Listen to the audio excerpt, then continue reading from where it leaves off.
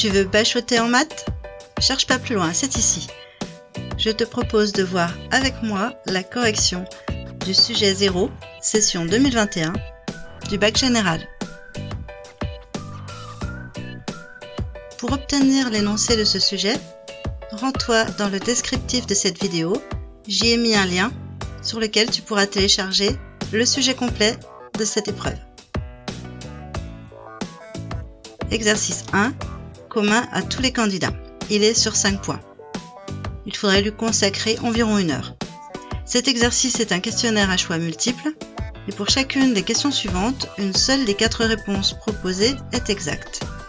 Une réponse exacte rapporte 1 point, une réponse fausse, une réponse multiple ou l'absence de réponse à une question ne rapporte ni n'enlève de points.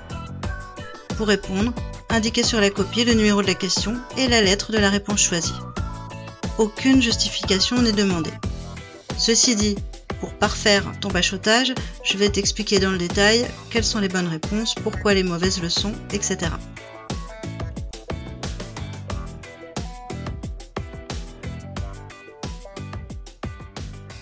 Premièrement, on considère les suites UN et VN telles que pour tout entier naturel n, UN égale 1 moins 1 quart à la puissance n, et Vn égale 1 plus 1 quart à la puissance n. On considère de plus une suite Wn qui pour tout entier naturel n vérifie UN inférieur ou égal à Wn inférieur ou égal à Vn. On peut affirmer que, petit a, les suites UN et Vn sont géométriques. Une suite géométrique est de la forme Vn égale V0 fois Q puissance n, ou plus généralement Vn égale Vp fois Q puissance n-p. Les deux suites proposées présentent une puissance qui laisse à penser que 1 quart pourrait être la raison Q. Mais ce nombre 1 quart à la puissance n n'est pas lié par une multiplication à son terme voisin. Ce ne sont donc pas des suites géométriques. Une autre méthode pour s'en convaincre est de calculer quelques premiers termes et d'observer leurs liens. U0 est égal à 1 moins 1 quart à la puissance 0, soit 1 moins 1 égale 0. U1 est égal à 1 moins 1 quart à la puissance 1, soit 1 moins 1 quart, ou encore 3 quarts. Il n'existe aucun multiplicateur qui permettrait de passer de 0 à 3 quarts, bien sûr. V0 est égal à 1 plus 1 quart puissance 0, soit 1 plus 1, donc 2. V1 est égal à 1 plus 1 quart puissance 1, 1 plus 1 quart égale 5 quarts. V2 est égal à 1 plus 1 quart au carré, soit 1 plus 1 16e, soit encore 17 16e. Le quotient de deux termes consécutifs, V1 sur V0, c'est-à-dire 5 quarts divisé par 2, nous donne 5 quarts fois 1 demi égale 5 huitièmes.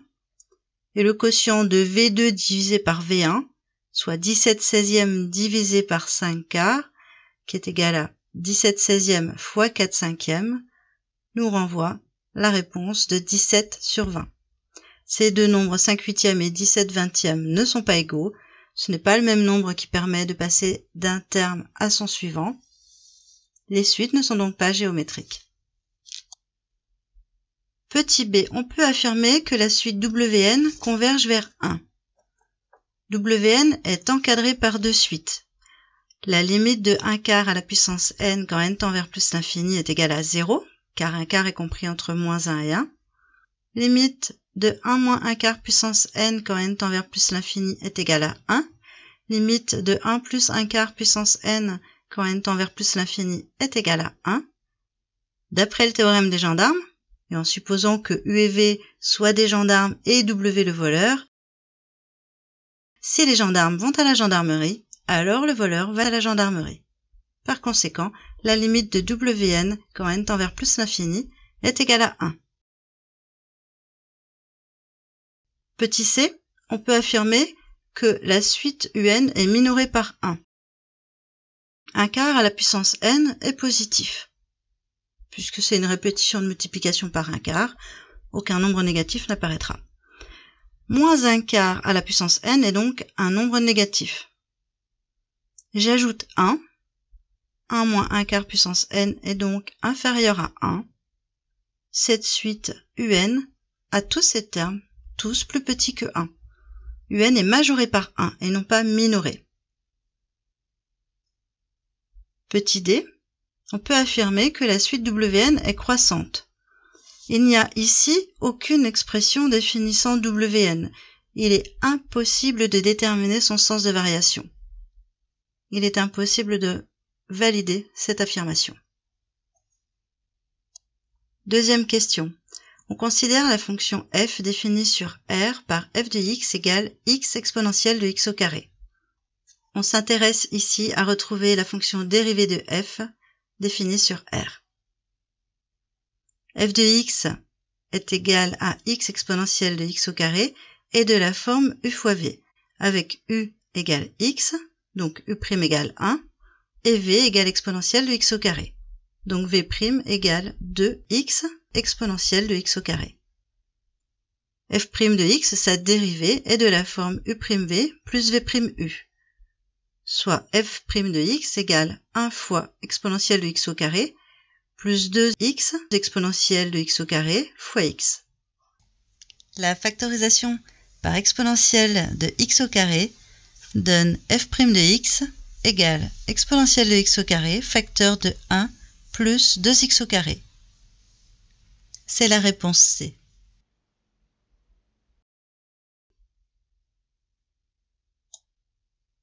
Question 3. Que vaut la limite de x au carré moins 1 sur 2x au carré moins 2x plus 1 quand x tend vers plus l'infini? Cette expression, ce quotient, se factorise par son monôme de plus haut degré au numérateur et au dénominateur. Nous obtenons x au carré facteur de 1 moins 1 sur x au carré, le tout sur 2x au carré facteur de 1 moins 1 sur x plus 1 sur 2x au carré. Après simplification par x au carré, il ne reste que 1 moins 1 sur x au carré sur 2 facteur de 1 moins 1 sur x plus 1 sur 2x au carré. Cette factorisation impose d'elle-même que les expressions dans les parenthèses tendent vers 1. En effet, la limite de 1 sur x quand x tend vers plus l'infini est égale à 0, de même que la limite de 1 sur x au carré quand x tend vers plus l'infini est égale à 0, ou encore limite de 1 sur 2x au carré quand x tend vers plus l'infini égale 0. Il en ressort que la limite du numérateur, 1 moins 1 sur x au carré quand x tend vers plus l'infini est égale à 1, et que la limite de 1 moins 1 sur x plus 1 sur 2x au carré quand x tend vers plus l'infini est égale à 1. Par produit quotient, la limite de l'ensemble 1 moins 1 sur x au carré sur 2 facteurs de 1 moins 1 sur x plus 1 sur 2x au carré est égale à 1/2. C'est la réponse C. Pour faire plus vite, nous pouvons récupérer exclusivement les monômes de plus haut degré, c'est-à-dire x au carré et 2x au carré. Après simplification par x au carré, il ne me reste que 1/2. Ou alors, pour faire plus simple, si on n'y comprend pas bien grand-chose, on peut remplacer x par une très grande valeur, comme par exemple 1000, et comparer son résultat aux propositions. En remplaçant x par 1000, j'obtiens 1000 au carré moins 1 sur 2 fois 1000 au carré moins 2 fois 1000 plus 1, soit environ 0,500. Question 4. On considère une fonction h continue sur l'intervalle -1, 1, telle que h de moins 1 égale 0, h de 0 égale 2, h de 1 égale 0.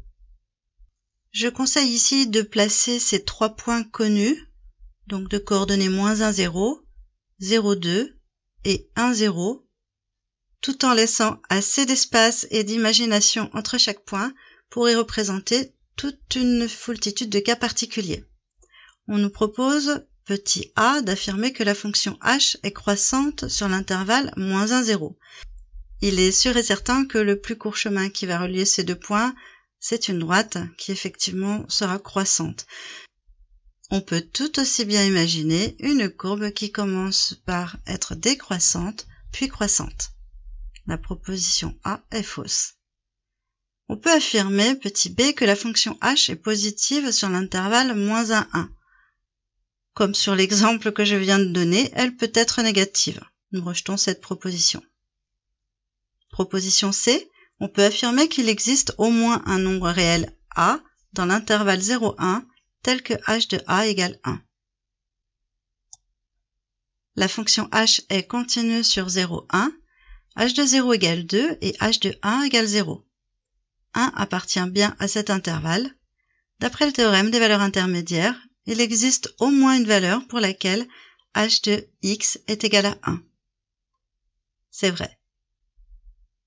Petit d, et on peut affirmer que l'équation h de x égale 1 admet exactement deux solutions dans l'intervalle -1, 1, en appliquant une deuxième fois le théorème des valeurs intermédiaires sur l'intervalle -1, 0. Il est possible d'affirmer qu'il y a au moins deux solutions dans l'intervalle -1, 1. Au moins deux, donc, non pas exactement deux. Question 5. On suppose que g est une fonction dérivable sur l'intervalle -4, 4. On donne ci-contre la représentation graphique de sa fonction dérivée g'. On doit se prononcer sur la fonction g, à savoir si elle a un maximum, un minimum, si elle est croissante ou convexe. Il est possible de dresser le tableau de variation et de signes de g' pour en déduire le tableau de signes de g seconde et le tableau de variation de g. En effet, donc de -4 à -2, la fonction g' est croissante, elle évolue de 0 à 3. De -2 à 1, elle est décroissante, elle passe de 3 à -1 en s'annulant pour 0. De 1 à environ 3,4, elle est croissante, passant de -1 à 2,8 et s'annulant pour 2. Enfin, elle est décroissante de 3,4 à 4, l'image de 4 étant 2. Quant au signe de g seconde, on est donc positif de -4 à -2, négatif de -2 à 1, positif de 1 à 3,4 et négatif de 3,4 à 4.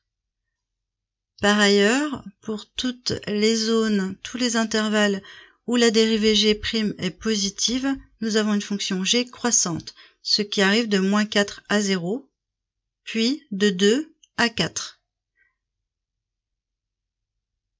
Lorsque la dérivée est négative, de 0 à 2, la fonction g est décroissante. Petit a, on peut affirmer que g admet un maximum en -2. D'après le tableau de variation, g admet un maximum en 0, car la dérivée passe de positif à négatif. On peut affirmer petit b que g est croissante sur l'intervalle 1, 2. Sur cet intervalle, g est décroissante, car sa dérivée est négative. Petit c, on peut affirmer que g est convexe sur l'intervalle 1, 2.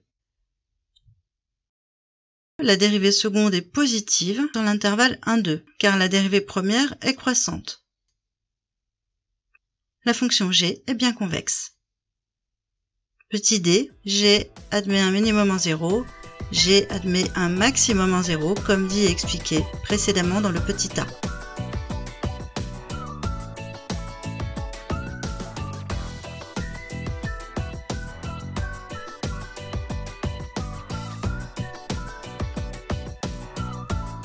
L'exercice 2, commun à tous les candidats, concerne de la géométrie dans l'espace.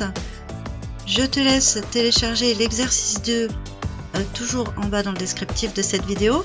Et pour l'entraînement et la correction, je te donne rendez-vous dans la prochaine vidéo. Pour que cette vidéo profite à un maximum de tes potes, n'oublie pas comme d'habitude de la liker, la partager, la commenter et à t'abonner à ma chaîne YouTube. Surtout, active la cloche pour être averti de la sortie de ma prochaine vidéo. Je te rappelle que tu peux me soutenir sur Tipeee. Je te souhaite bon courage et te dis à bientôt.